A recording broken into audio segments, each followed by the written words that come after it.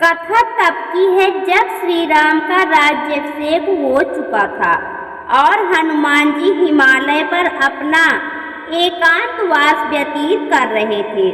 वहां वे प्रतिदिन राम नाम का जाप करते हुए पत्थर की एक विशाल शिला पर अपने नाखूनों से श्री राम कथा को लिखते थे।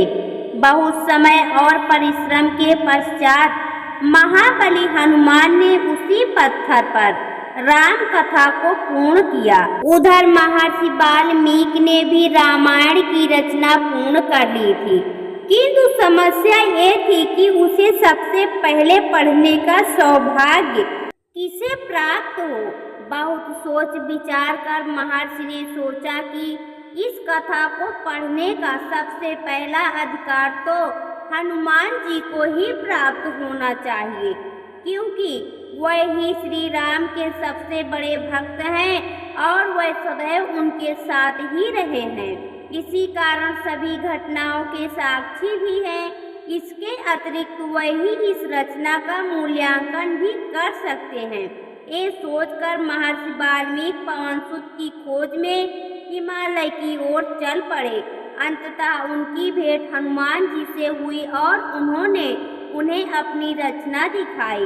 राम कथा को अपने समक्ष देखकर पवनसुत की प्रशंसा का ठिकाना न रहा।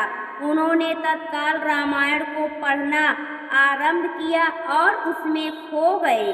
जब उन्होंने रामायण पूरी पढ़ ली तो वह महर्षि वाल्मीकि की पूरी प्रशंसा करते हुए बोले, हे महर्षि, कदाचित आपको ज्ञात नहीं है कि आपने अपनी इस रचना के रूप में मानव जाति को क्या उपहार दिया है।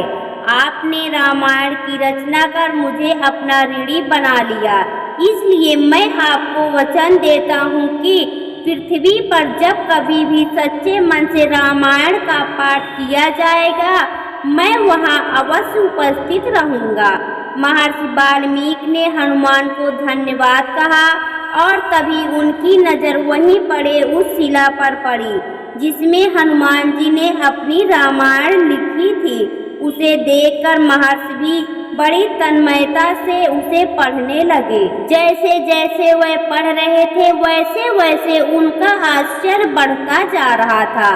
हनुमान द्वारा लिखे उस ग्रंथ में ऐसी ऐसी गूढ़ बातें लिखी थी जो महर्षि वाल्मीकि उस जैसे विद्वान के लिए अनजानी थी।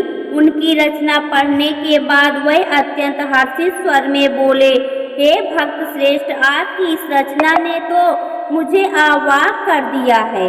अब तक मुझे लग रहा था कि मेरे द्वारा रचित रामायण विश्व की श्रेष्ठ राम कथा होगी, किंतु आपकी रचना को पढ़ने के बाद मुझे लगता है कि मेरी रचना श्रेष्ठ नहीं रह पाएगी। आपकी इस रचना को जगत हनुमद रामायण के नाम से जाना जाएगा। हे पवन पुत्र, आज मुझे अभूतपूर्व प्रसन्नता के साथ विषाद का भी अनुभव हो रहा है कि आपकी इस रचना के कारण मेरी रचना उपेक्षित रह जाएगी। जब हनुमान जी ने महर्षि को इस प्रकार व्यथित देखा तो उन्हें बड़ा दुख हुआ। उन्होंने तत्काल ही अपने एक हाथ पर महर्षि को बिठाया और एक हाथ पर उस शिला को उठाकर समुद्र की ओर चल पड़े। वहां पहुंचकर हनुमान जी ने उस शिला की पूजा की और इससे पहले कि महर्षि वाल्मीकि कुछ समझ पाते, हनुमान जी ने उस शिला को समुद्र के गर्भ में विसर्जित कर दिया। ऐसी श्रेष्ठ रचना का इस प्रकार लोप हो जाने पर महर्षि वाल्मीकि को अत्यंत दुख हुआ और उन्होंने कहा, हे पवन पुत्र, आप धन्य हैं जिन्होंने मेरी रचना का मान रखने के लिए अपनी रचना का त्याग कर दिया। मैं आपको वचन देता हूँ कि कालांतर में मैं पुनः जन्म लेकर एक और श्रेष्ठ राम कथा की रचना करूँगा। पुराणों के अनुसार महर्षि वाल्मीकि ही अगले जन्म में तुलसीदास हुए और इसका स्पष्ट वर्णन है कि एक बार सागर तट पर भ्रमण करते हुए तुलसीदास जी को पत्थर की एक पट्टिका मिली जिस पर हनुमद रामायण के बारे में एक श्लोक लिखा हुआ था। उसे देखते ही उन्हें अपने पिछले जन्म का भान हुआ और उन्होंने अपने आप को धन्य माना कि उन्हें कम से कम हनुमद रामायण का एक श्लोक तो प्राप्त हुआ।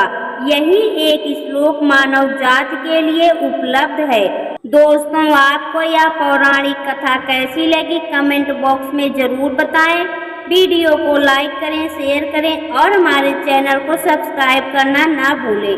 वीडियो देखने के लिए आपका बहुत बहुत धन्यवाद।